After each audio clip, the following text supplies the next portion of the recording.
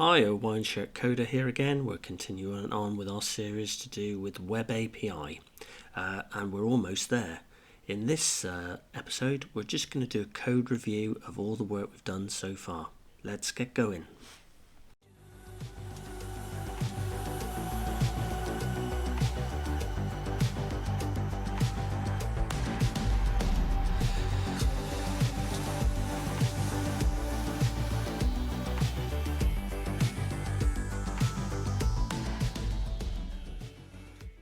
So back in video 10, we introduced our business logic layer and gave a couple of demonstrations of implementing a couple of methods within that layer, just to show you how it worked and how it tied back into the data access layer.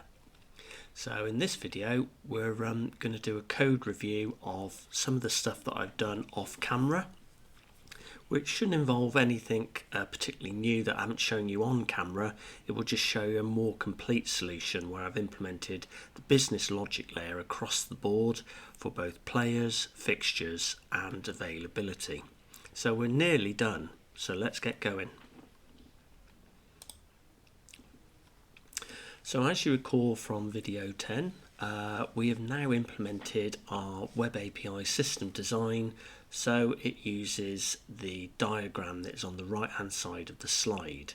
So a client makes a call to one of our endpoints that hits the correct method in the controller, be it players, fixtures or availability, and the controller knows how to route that request to something else that will deal with the business logic.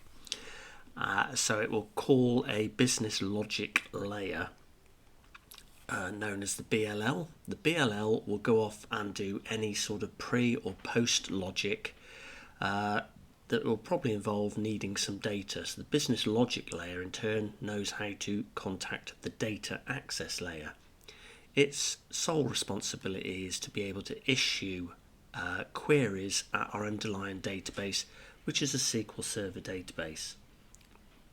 Once it's done this, the response comes back from the database to the data access layer, which in turn passes it back to the business logic layer, which may or may not do some post-processing on that data it's received, and then it will pass it back to the controller.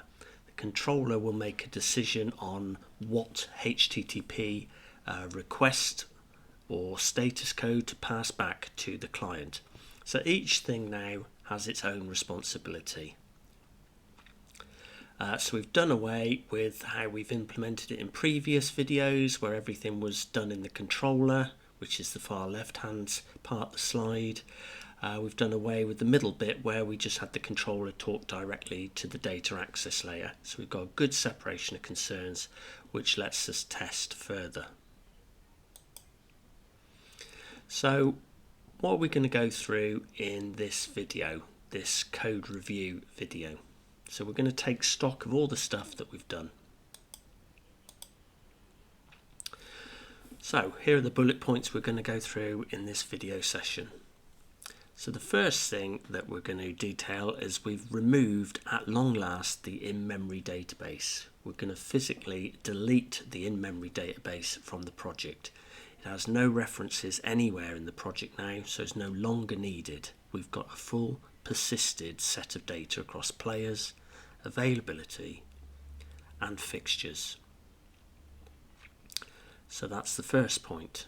Next, I'm going to show the code that I've added off camera because now it's more complete. In part 10 I just gave some demonstrations of using business logic, a couple of methods. I'm just going to walk through other areas where I've added it. So you'll see, for example, I've implemented business logic and the controller for availability, for example, and I'm just going to point out some bits and pieces that I've done in there that are slightly different and aren't really anything to do with Web API. They are to do with different sort of database queries and things like that, just to show you there's no particular magic happening in the background and that everything is following the same sort of pattern.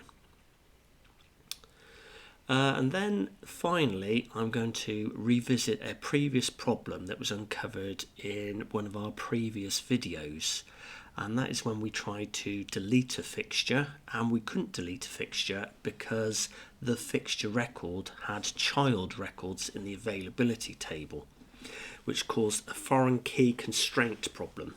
So what we need to correct is how to perform a cascade delete. In other words, we delete the child records in availability first before we attempt to delete the fixture records. So we'll have a look at that. And that will lead us on to an alternative approach for how we can issue queries at the database. This is an added extra that I've added to this video series. Again, it's not really to do with Web API. It's more to do with an alternative way to query the database rather than using our inline SQL statements that we've been doing up to this stage. Which there's nothing wrong with that approach, especially as they are parameterized, so that avoids SQL injection.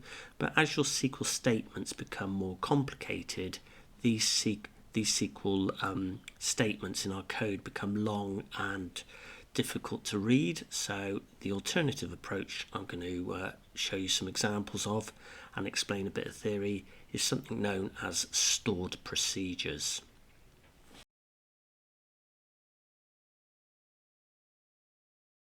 So the first thing to note over in Visual Studio is if we go back to our in-memory database, which lives in SMS API, and then we hit fake databases and go to the in-memory database. The key thing to note on here is nothing now references the in-memory database. So what this means is we can delete this.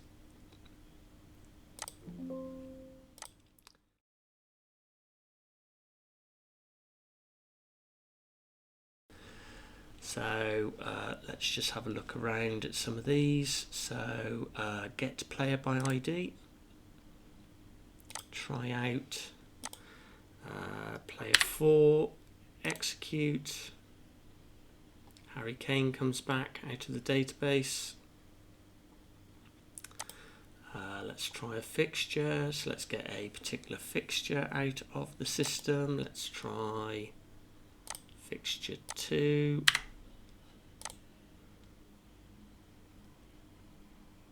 That's coming out the system as Liverpool, so that's good.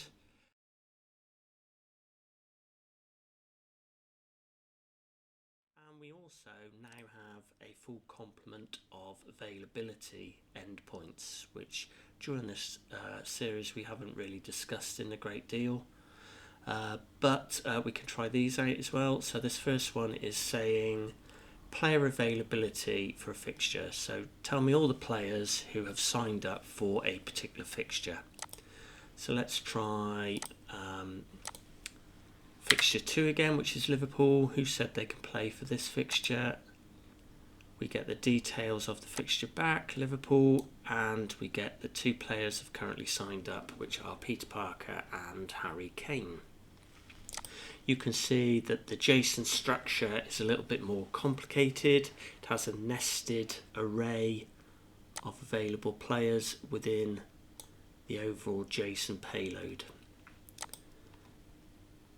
Let's just try the next one. So this is the opposite. This is saying give a list for a given player, say for example Ben Stokes.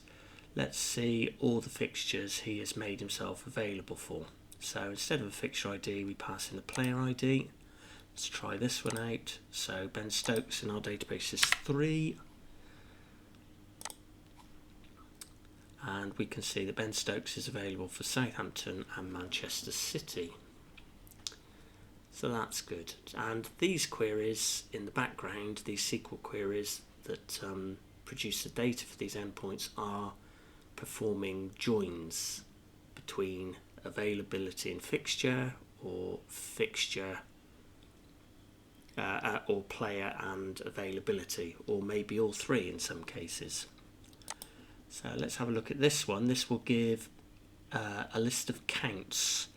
So for every single fixture that we've got detailed in our system, it will say how many players are currently signed up for that fixture. So this would be quite useful on a summary page. No parameters. This underlying SQL statement in the background is using SQL aggregates in order to produce counts. Don't worry about that too much, as this isn't a SQL based course. Go execute. Look down the list. So Southampton currently has 4 players signed up. In order to get a full team, we need 11. Against Liverpool, we've got 2 players, we need 11. Against Man City, we've got 3 players and we've got 11. Against West Ham at the moment, no one has put availability down. So that's quite a useful endpoint. Again, the structure is in an array, and we've got individual objects within that array that give us the details that we need. And then finally, which is quite an interesting one, we have one for adding availability into the system. So this is a post method, and what we need to do first of all is make sure we pick a fixture that hasn't got availability. So for fixture 2, Liverpool, currently Ben Stokes has not made himself available for this. So let's add Ben Stokes into the Liverpool fixture. So if we go to post availability, so Ben Stokes, let's try out. Ben Stokes is player 3. The fixture is fixture 2, and he has checked the box to say yes, he is available. Now in the real world we would have a user interface, so we wouldn't have to remember IDs. These IDs would have a nice friendly label in front of them saying Ben Stokes, and also a nice label in front of it saying Liverpool, and then a checkbox saying, are you available for this, Ben Stokes, yes or no. But at the moment there is no UI. That will get handled by whoever's consuming this web API. If we go execute, we get a 204 back, so anything start with a 2 is success, 204 is no content. If we go back to our players for fixture, so for the Liverpool fixture currently we only have 2 players. If we execute this, we now have 3 players. Ben Stokes is now available for that, and we can also use this again to remove his availability. So still player 3, which is Ben Stokes, still fixture 2 Liverpool, and this time rather than true we put in false. So if you imagine on the screen, he's back on the screen, and currently the box is checked alongside this fixture. He's going to uncheck it, which will make it false. We go execute, we get a 400 error. Availability data entry field is required. So I think that needs to be like that. So let's put false, execute. There we go. We get a 204, no content. Now if we go back to here, Ben Stokes should disappear from this particular payload. And he's gone again. So that's all working fine, so that's good.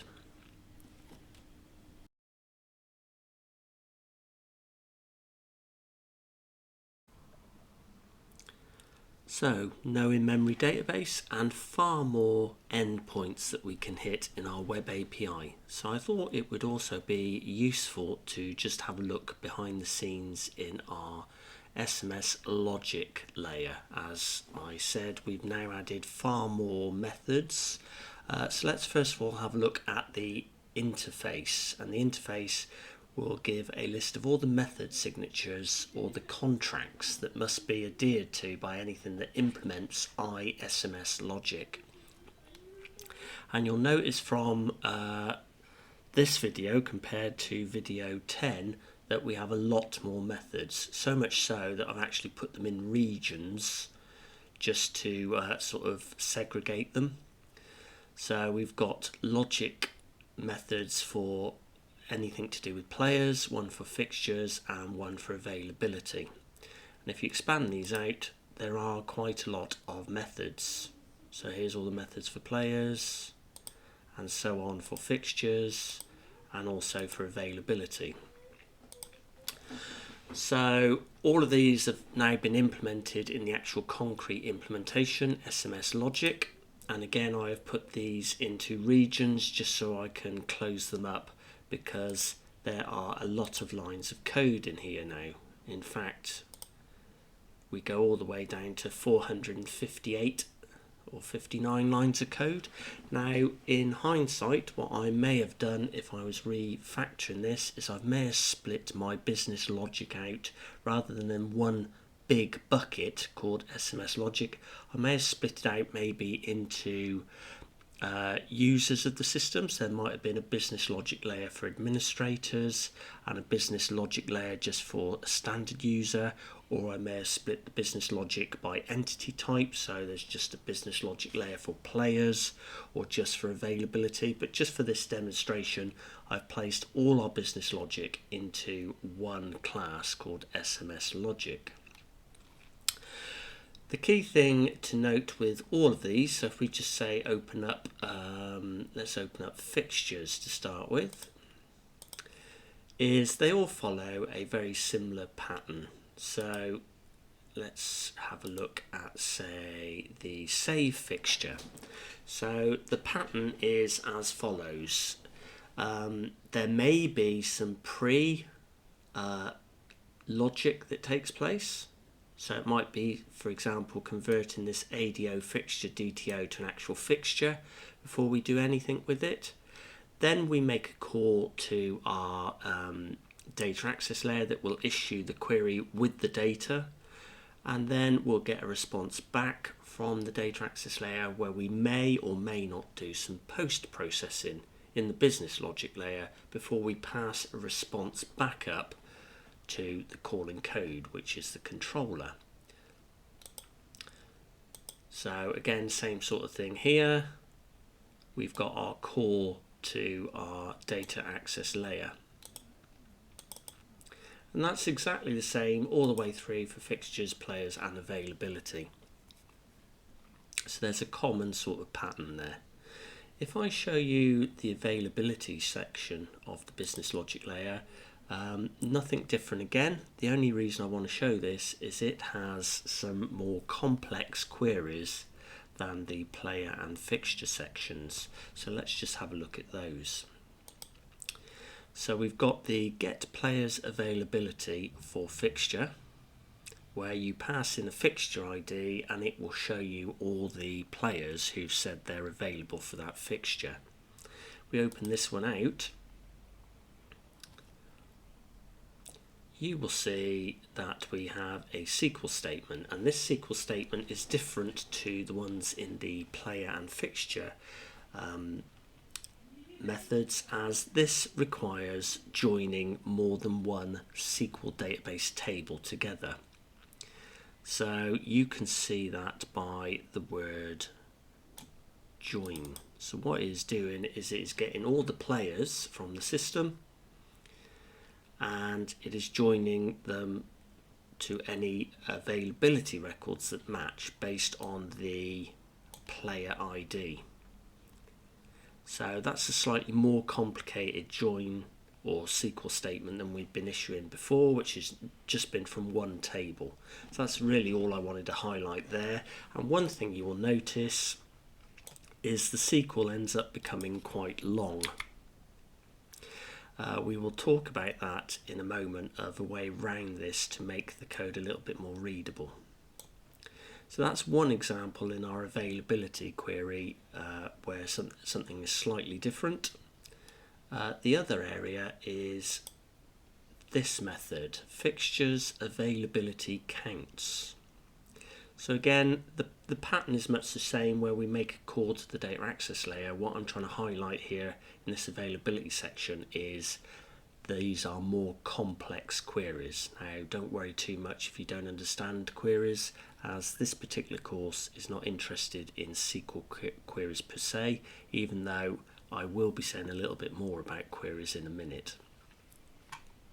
So if we expand this one out and have a look in here, Here is our statement, our SQL statement that's getting issued at the database again, and at the point we call it, we're running the query, so it will be returning data back to us because run a query always returns data back, whereas execute a command actually issues a command at the database, the insert, updates and delete sort of statements.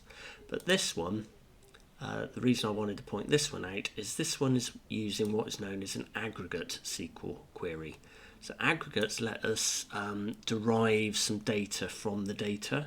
So it allows us to do things like counts on the data and minimums and maximums and averages and things like that. So that's what this is. So this is doing a select all the fixture IDs and give me a count of each of the fixture IDs from the availabilities table as A, which is just an alias for the availability, and then the keyword that makes it an aggregate is group by, and then we do an order by. So this will give us how many players are available for each individual fixture. Again, don't worry too much about that, it's just to highlight the fact that we've got different queries, and the availability section of our system, because it is a link table, needs, in order to provide meaningful information back to the user, needs to join to other tables, because it is literally just a list of IDs, which we've shown you before in here. So we just expand out the availability table again. The only actual physical data in here are IDs, so you can't really display anything very meaningful back to the user without joining the availability table either to the players or the fixtures, or maybe both of the other tables, in order to get names and labels that mean something to a human. So that is that. The last bit I want to show is just something that I've added that isn't necessarily needed, but I thought I would add it. So whenever we're doing any sort of execute a command rather than retrieve some data, so for example an insert, an update or delete, we issue a command at the database but we don't ever get anything back. So let me just show you what I've done to sort of add a little bit more information that the controller can act on. So let's go to, say, the fixtures area of our business logic, and let's have a look at, say, delete a fixture, and you will see in the delete a fixture signature it is asynchronous. Everything when it's asynchronous returns a task, but is returning a new DTO that didn't exist in our previous videos called execute command response DTO, which is quite a mouthful, but let's have a look at what that is. So if we highlight that and press F12, that will take us to that class in our solution, which I've added to the DTOs section.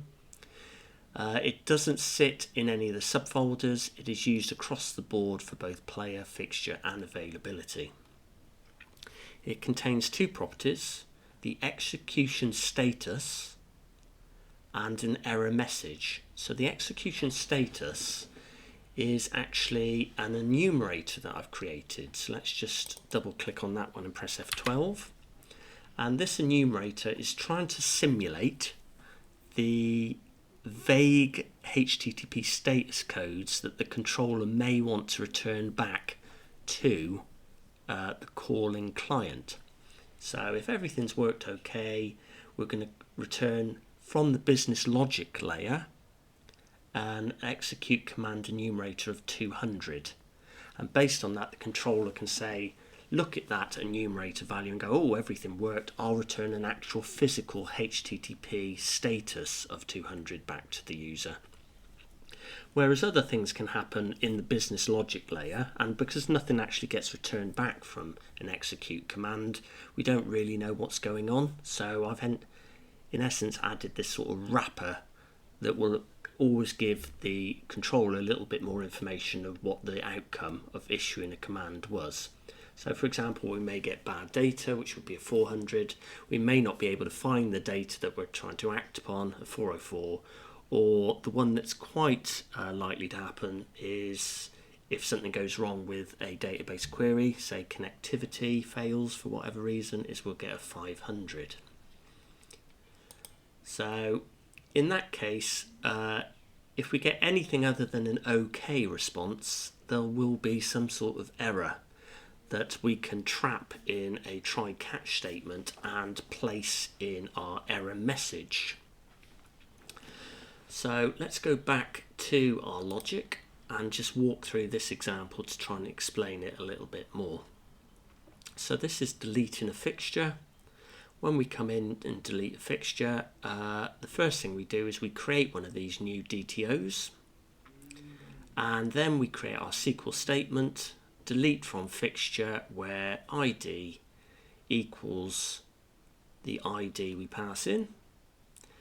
Then we wrap our call to our data access layer in a try-catch statement, and we issue our SQL statement with an execute command with any parameters we need and the connection string.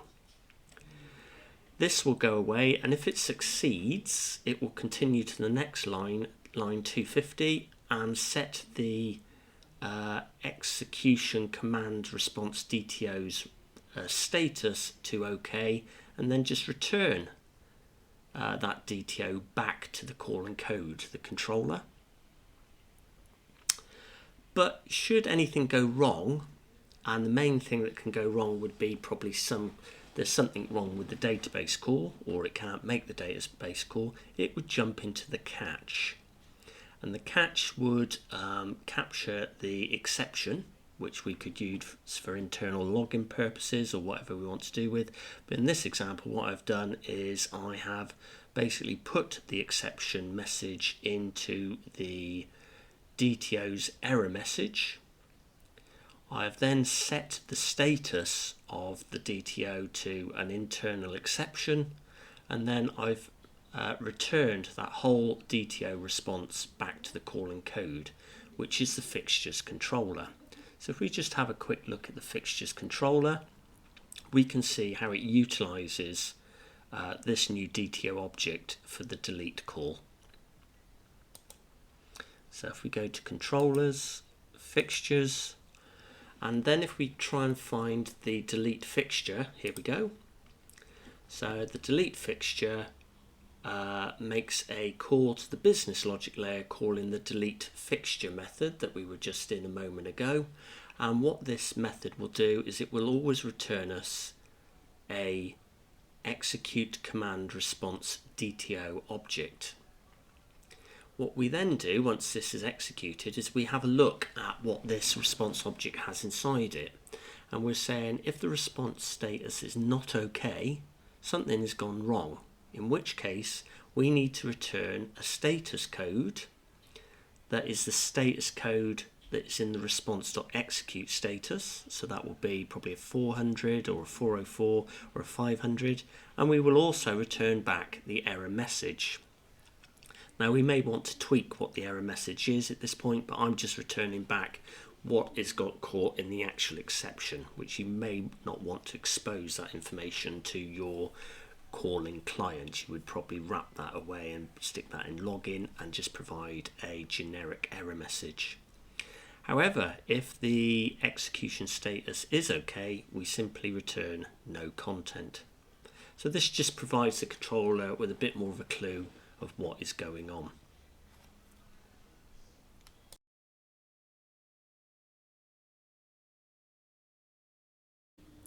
So now I'd like to revisit an issue that was uncovered in one of our earlier videos. Just to recap on what that was, let's first of all use this endpoint to discover some more information. So players available for fixture. So if we say give me all the players who are available for fixture 4 and we run execute, we get the details of the fixture and the players who have signed up for that fixture. Say now we need to go away and delete fixture 4. So let's go down to our fixtures section of our API, and select the delete endpoint, go try out, put the ID of 4 in, and then go execute. Now I've added some breakpoints into the code, so we've hit our fixtures controller, we've hit our endpoint that is delete fixture, we're passing in the ID of 4, and then we're going to step through the code. So we make a call to our business logic layer, we jump into our business logic layer, it builds up a SQL statement that is going to delete from fixture where ID equals 4, and then in turn we pass this onto our data access layer, passing in our SQL statement and the fixture ID. And then we execute the command and we jump back to the code. And we get a, oh no, I went wrong, sorry. So let's go have a look at that. So back in the fixture, we can see that in our business logic layer, first of all, that we're making use of the execute command response DTO that I mentioned a few minutes ago. So we will always get one of these returned back to the controller.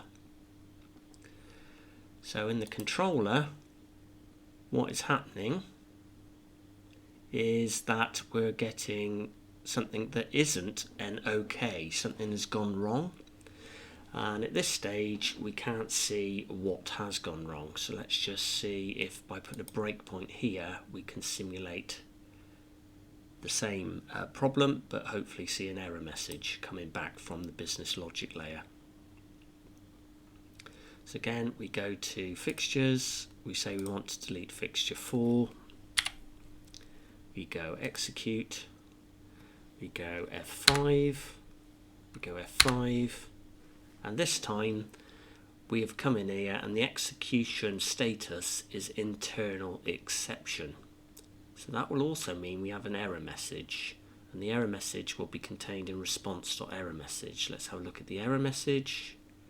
If we go view, text visualizer, the delete statement conflicted with the reference constraint FK availability fixture. So if you recall from a previous video, this happens when we have child records that need to get deleted before we can actually delete the fixture. So we have someone who has put availability down for fixture 4. So until we delete that availability set of records, we cannot delete the fixture. So what I have done here is, rather than return this sort of internal error message back to the client, I've instead returned a generic something went wrong message. So that's what we get in the controller, rather than exposed database information, which may be sensitive. So we don't want to do that. Instead, what we would do probably with that error message is this error message on line 56, we may write away to an error log, which we haven't discussed at this stage. So our problem is, in essence, that this statement isn't clever enough, because it will work fine as long as we don't have any associated child records, i.e. any availability records. But we have, so it can't delete the information. We can just verify that by going over to the SQL database and first of all looking at the fixtures, view all data. Fixture 4 is West Ham. So if we go back to the database and have a look in the availability table, and more importantly the fixture column, we do have a record for fixture 4, which is player 3, which from memory is Ben Stokes. So Ben Stokes has made himself available for this fixture, and that is why at the moment we cannot delete it. So this brings us on nicely to a different SQL technique we can use to issue commands at our database.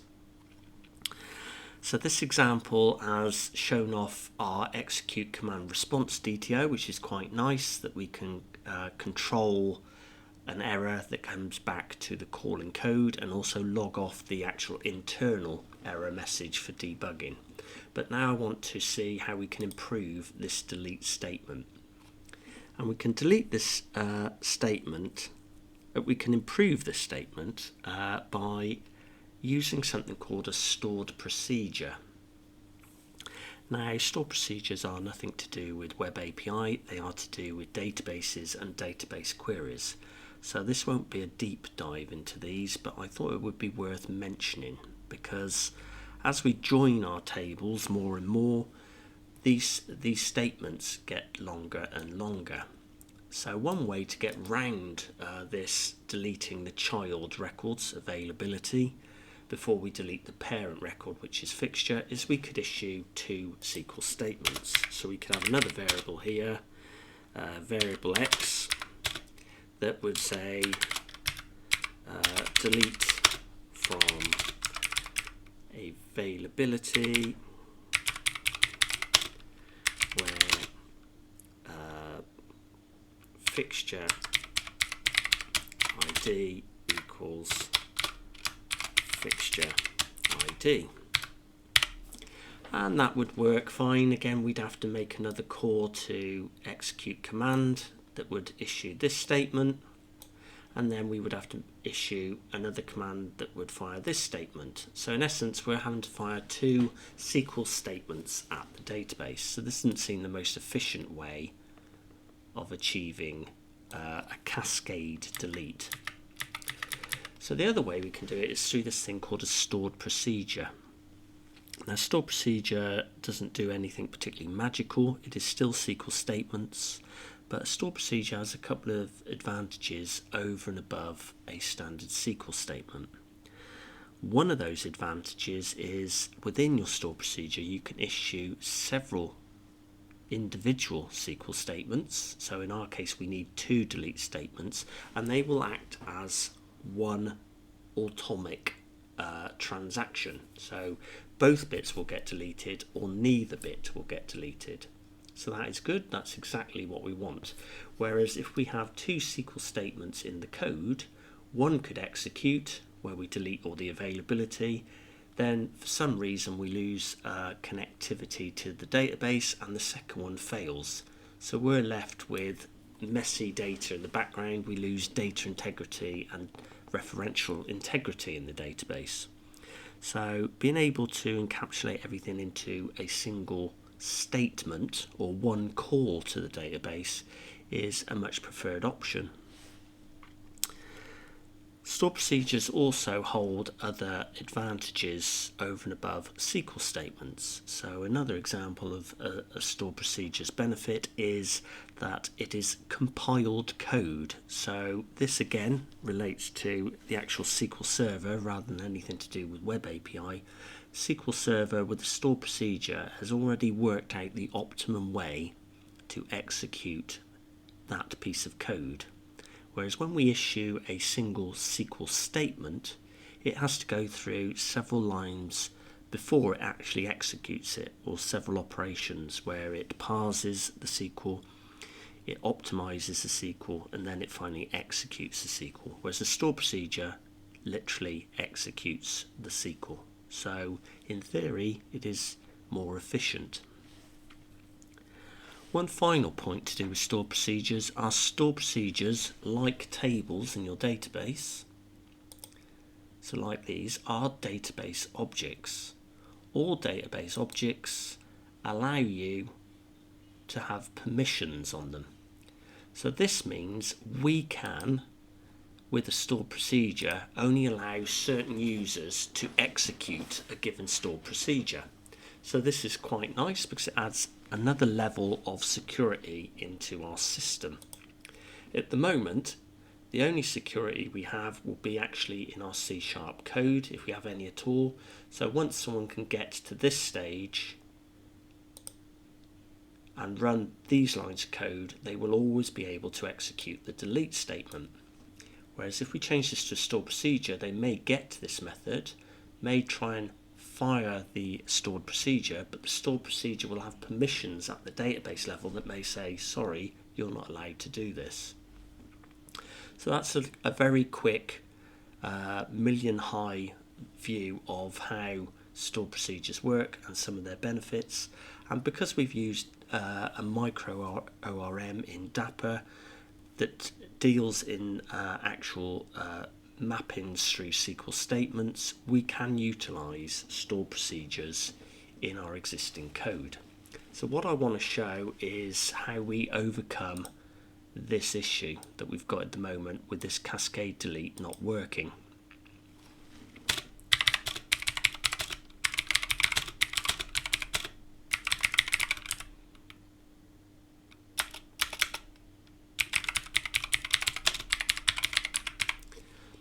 So I'm going to show you a stored procedure. Now the key takeaway from this is not to understand fully how to write stored procedures, it is to understand that stored procedures are quite nice in terms of they handle more complexity than you can in a SQL statement. They do away with having multiple lines of SQL in your code. So for example, if we go to some of our availability queries, you will see that some of these get quite long. So for example, this one, if we scroll down, this is quite a long line of SQL because it's joining two tables together. That would be another good example of one we could sort of abstract all that SQL logic away into a stored procedure and just call a stored procedure. So that's what we're going to do in this demonstration to show how we resolve the cascade delete issue that we've currently got with our delete fixture. This will also be an issue for our delete player. So if a player has already signed up for certain availability and you go delete that player, you can't delete that player if they have associated child availability. So it's exactly the same thing, just the other side of our data model.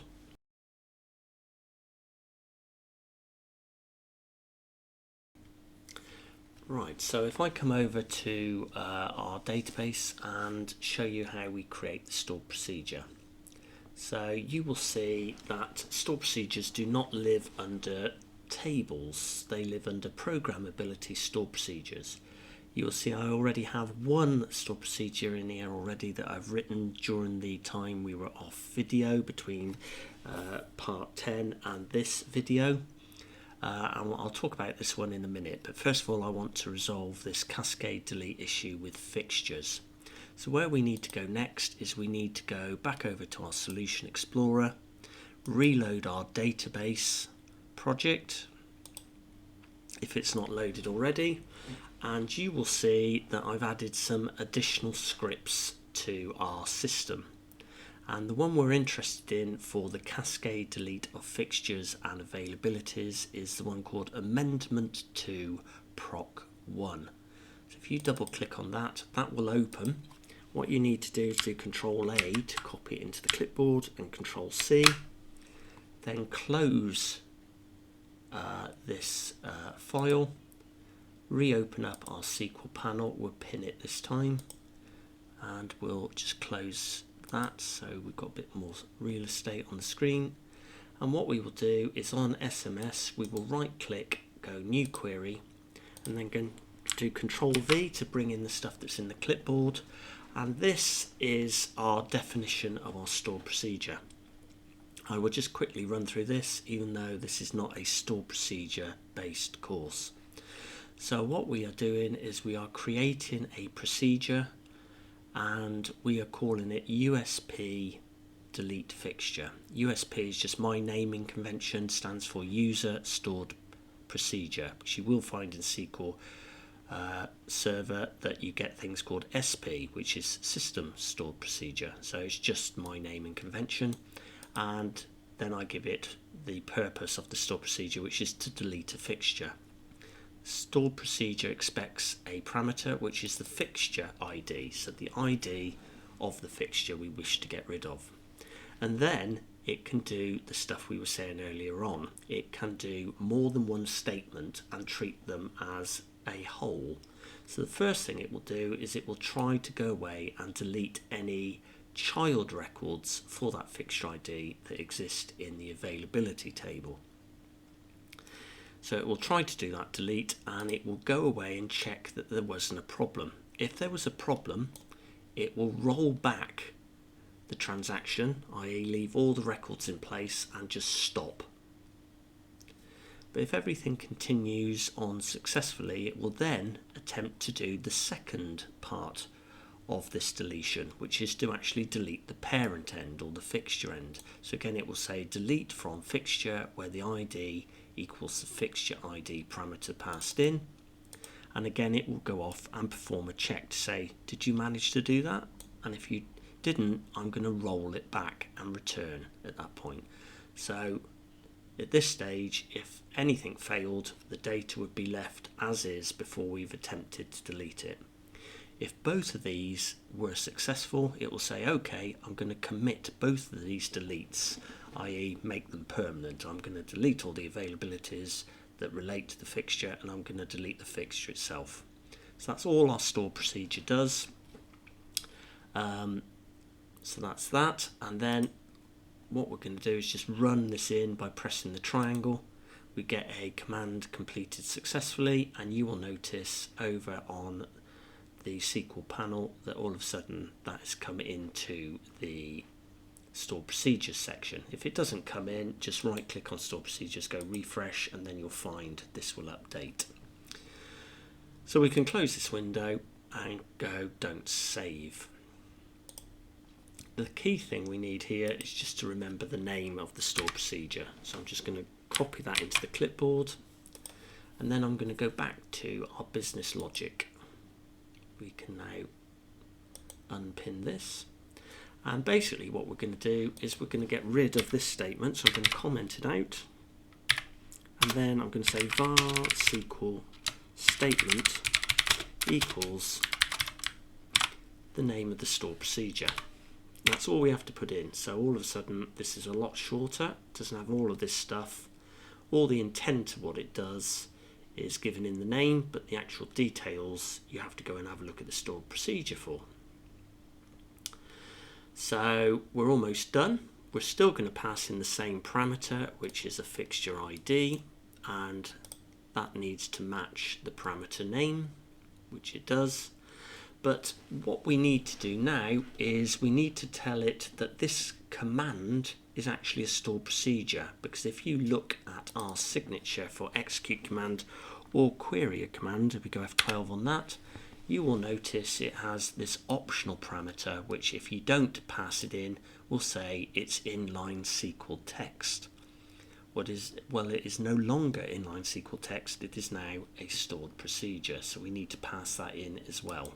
So let's just do that. So what we do here is we do comma, and then we pick command type dot stored procedure. And what I think I will do, just to make this more readable, is wrap it like so. There we go.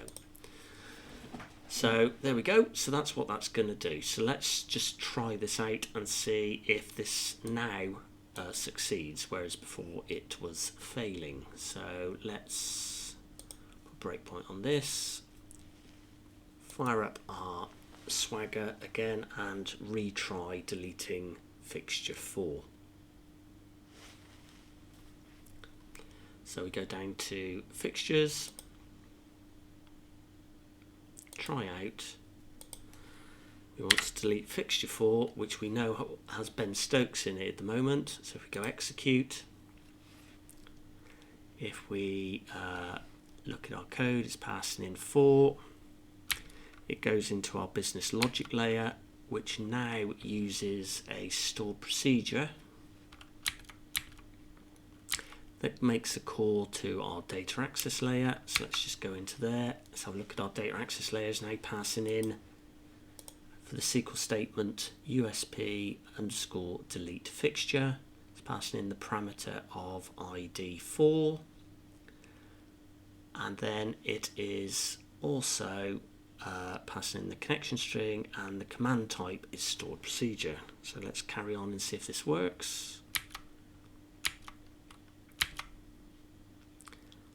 And we have it an error. and I think I know why we've hit an error. Let's just have a look at the error message. The error message is saying procedural function expects parameter fixture ID. So this is just me forgetting to name our parameters correctly. So let's just stop this. So first of all, if you look at the stored procedure, you will see the actual parameter it wants is at fixture ID. If you actually go back to the business logic layer and see the parameter it's passing in is just called ID, they don't match. So let's just change that to fixture ID and rerun and see if it works this time.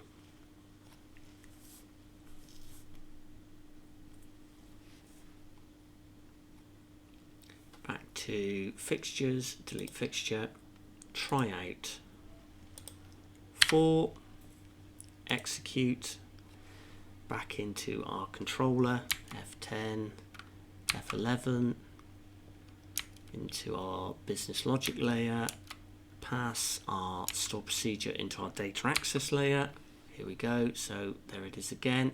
This time our parameter is called fixture ID, and we're passing in the command type of stored procedure rather than the default of text. Let's try and issue this at the database.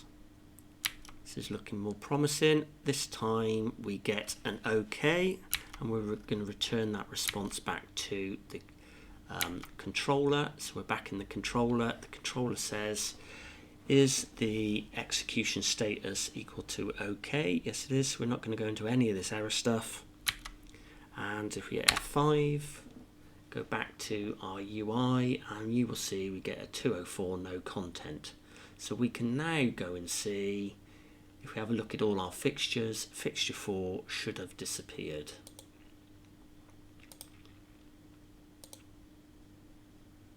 There we go, and it has, and it has also got rid of the Ben Stokes availability, which we can check in here if we go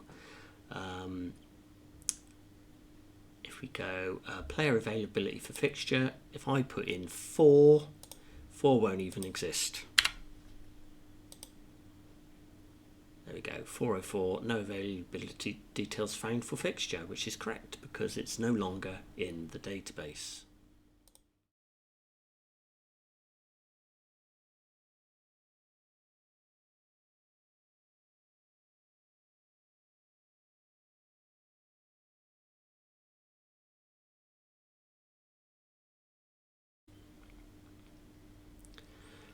So I would just like to go through a little bit more of the business logic, and this relates to this endpoint post availability, which in terms of the payload it passes through is very simple, but the logic underneath is probably the most complex of any of the examples. So this endpoint is a toggle point, so you can add availability and you can also remove availability. So if we use the example at the moment, we'll say player 3, which is Ben Stokes, and we're going to say fixture 2, which is Liverpool, is available equals true. So that's going to add his availability to the Liverpool fixture. So we go execute, and I think we've got some breakpoints. Let's just disable those. Hit F5, and we get a 204. So that looks like it's worked. If we go back to this endpoint that says players available for fixture, fixture 2, try out, execute, and that's added Ben Stokes, and then again we can go back in here and say false and go execute, and that returns us a 204, no response again. If we rerun this endpoint, Ben Stokes should have disappeared if it's worked correctly. So let's just go execute, and he's dropped off. So that's what this does. It toggles availability on and off. Let's go have a look at how that is implemented. So back in the SMS logic class, we need to locate that method. That method lives in the savability section. If we open this out, you will see that this is quite complicated, and it is running 3 separate SQL statements. One to go and see if the availability already exists in the availability table, then based on that it goes off and makes decisions if it needs to add a record or actually delete a record. So this is simulating the toggle on and toggle off functionality that it provides. So it's if it finds that it has, if it hasn't got an existing record in the availability and the value pass through is true for is availability, it will insert a record. Otherwise, it will say if the is availability is false and it already has a record, it will go and delete it. Otherwise, it won't do anything at all. So there's quite a lot of stuff going on there, and this could be another example of where we could use a stored procedure to simplify the call. So let's go have a look at that. So what we need to do is go over to SQL, and I've already loaded in this stored procedure, and it is called USB toggle player availability. So if we go over to our Solution Explorer and look at our SMS database, it is amendment for proc for availability. So again, you would copy all of this into the clipboard, and then you would go back to SQL and you would right click, new query, paste in the command, hit the triangle, and that would execute the creation of the new stored procedure, and you should end up with it in here. Now this stored procedure has basically moved all that complex logic from the C# business logic layer into one database call. So that's the advantage we get for this. But in essence, the logic is exactly the same. Checks if the record exists in the availability table already, and based on if it does exist, it will either, if it doesn't exist, it will first of all try and insert it, but if it does exist, it will try and delete it. So it's much the same logic as we've got in C#. We've just written it in SQL, and that should greatly reduce the numbers of lines of code in our logic layer. So let's go and try and implement this. So the only bit that we need is we need to know the name of the stored procedure. So let's copy this, go back into our logic layer, and then what we will do is we will remove this line and write var SQL statement, and we will say that equals this. So I'm going to remove all of the implementation we've got at the moment, which is quite long. All this if and else stuff. Let's take all of this out. Let's go down to there and delete. And let's these 2 lines can stay. That's all fine. Now let's paste this bit in. So what I'm doing is, first of all, I'm trying to execute a command, and the command is our USB toggle player availability. And this stored procedure, if we go back to the stored procedure itself and we go view code, is expecting 3 parameters: the player ID, the fixture ID, and is available. Now if is available, which is a true or false field, bit equals 1, which equals true, and 0 equals false in database speak, but it's a true or false field. So we're passing in those various bits as our parameters, and they come from our add availability DTO object that gets passed into the method. We're creating our connection string again, and we're also saying this is now using a stored procedure, so we need to pass that in as an additional parameter. We're wrapping everything as we were before in a response that comes back and execute command response DTO. So if everything works, we'll return OK, and we'll return back to the caller. If anything goes wrong, we'll capture that message as well. So hopefully that's all we need to do. We've swapped out all that great big long code. So in essence, our code now is literally these few lines with a bit of try-catch wrapped around it. So let's put a breakpoint on this and see if it still functions.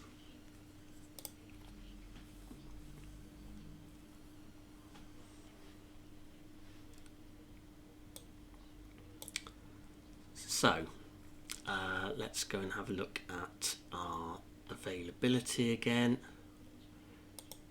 And let's have a look for Liverpool. So availability just has these two people. We'll have Ben Stokes in again as our test. So let's clear this, go to post, try out. So player 3 is Ben Stokes, fixture 2 is Liverpool, and he's making himself available, so we make this true. We go execute. We hit our logic class, and we've hit our save availability. We're passing this onto our data access layer with this new statement. So let's hit F11 on that. And we're passing those parameters through. There's all our parameters, our connection string, and our command type is now stored procedure.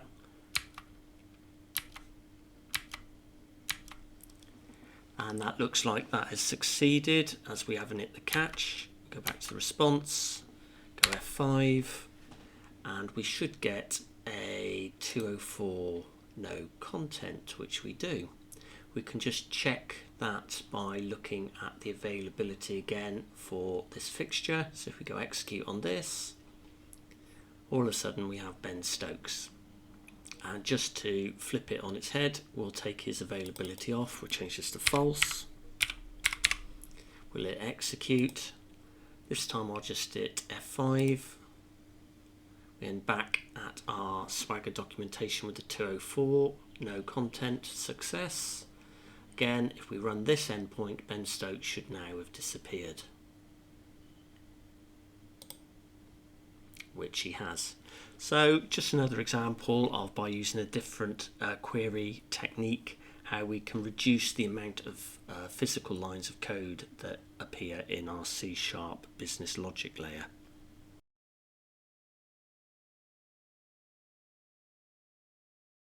So I'm the Hawaiian shirt coder. That's the end of this session.